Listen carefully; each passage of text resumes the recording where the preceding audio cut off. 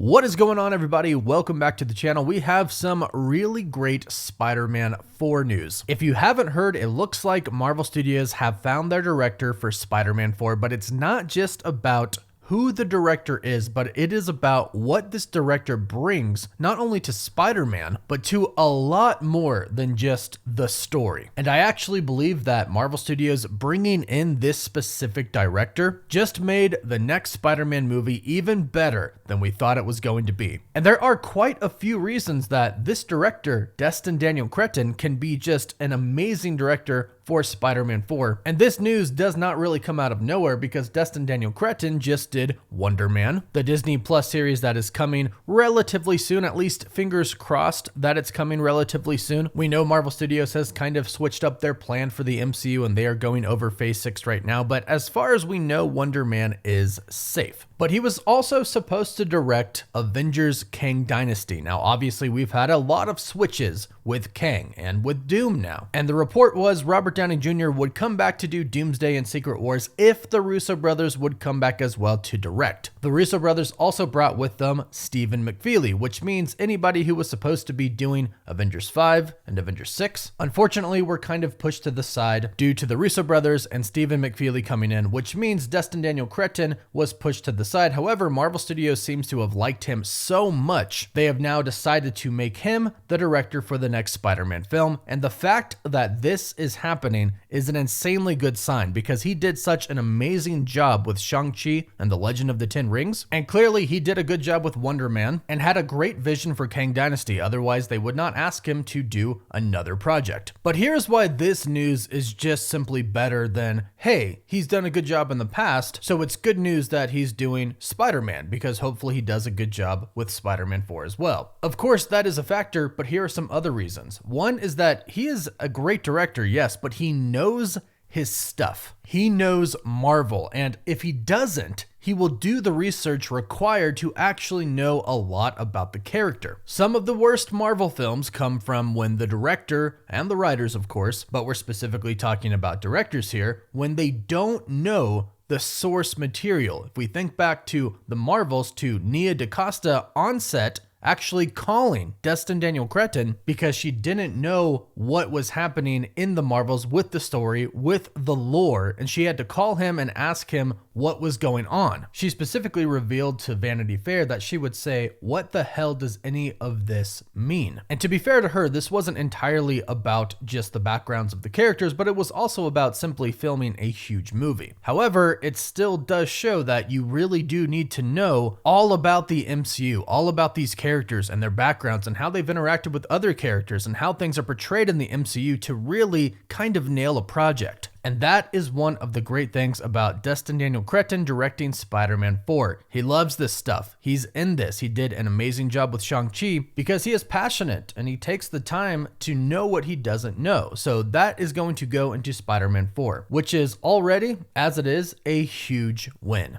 Now, another great news about him directing is that it sounds like this might be a relatively grounded Spider-Man movie. In fact, yesterday when the news broke, the insider Can We Get Some Toast replied to a comment on X that stated, if this is going to be another multiverse movie, then boo. We still haven't had Manhattan Heroes Spider-Man, in which Can We Get Some Toast replied, don't worry, it's not a multiverse movie. At this point, Pete should be around 19 or 20. Before the spell, him and his friends were applying for college after graduating high school. And at this point, it does sound like Spider-Man 4 is going to release before Avengers Doomsday, or at least that is what Marvel Studios' plans are. The Hollywood Reporter states that sources say that Spider-Man 4 is running, not crawling, full steam ahead, and will shoot early next year. This means that Spider-Man 4 should come out either late next year, like in December, or early 2025. Both of these would put it before Avengers Doomsday, and this does make the most sense because we have heard from insider Daniel RPK that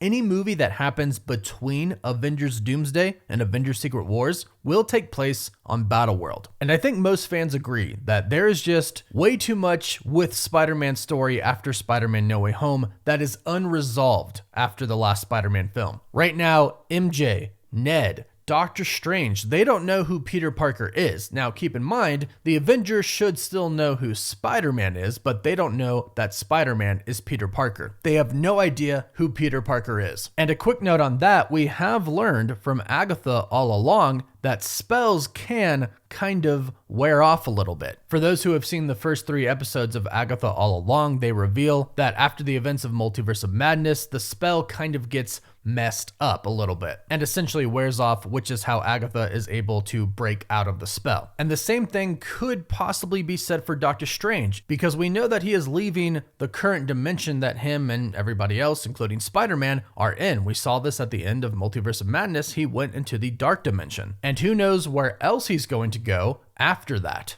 because we assume he's going to travel the multiverse, or at least go to one other universe. So what happens when the sorcerer who put a spell on a certain world leaves that world, leaves that universe? Does the spell become less effective? Because clearly, coming from Agatha all along, spells can become less effective due to kind of the nature of the person who cast the spell. So in Spider-Man 4, the spell could very well be reversed or broken, which I think a lot of people really want at this point in time. People want the Avengers to remember who Peter Parker was, MJ to remember, Ned to remember, Happy to remember. A lot of people really want that. But again, the great news is that this movie could be a very grounded movie, and Destin Daniel Cretton would work really well with that, especially with, and this is the next point, with hand-to-hand combat. Shang-Chi was fantastic with its combat. Not only with just the normal hand-to-hand combat, no magic, no rings or anything like that. The regular hand-to-hand combat was fantastic, but then you add in the effects and the moves with the rings. They were amazing as well. The way Wen-Wu fought Shang-Chi and the two of them had the separate sets of rings at the end was fantastic. The way they were fighting with the dragon was fantastic. Imagine the web slinging with Spider-Man. Imagine kind of the combat and the action with Spider-Man, Destin Daniel Cretton being behind it. That's going to be amazing. And it's also going to be very fresh because remember, John Watts directed the entirety of the Homecoming trilogy. So this will be very fresh. Now, they obviously won't change it too much, but the direction from Destin Daniel Cretton will be different because that's just how directors are. So we're going to get a very fresh take on the web slinging and the fighting in general. And it should be fantastic if it's anything like Shang-Chi. And the last point that I'll make, which I think is an extremely important point, is that we are going to have a great connection and great continuity with Spider-Man 4 and the Multiverse Saga in general, specifically going into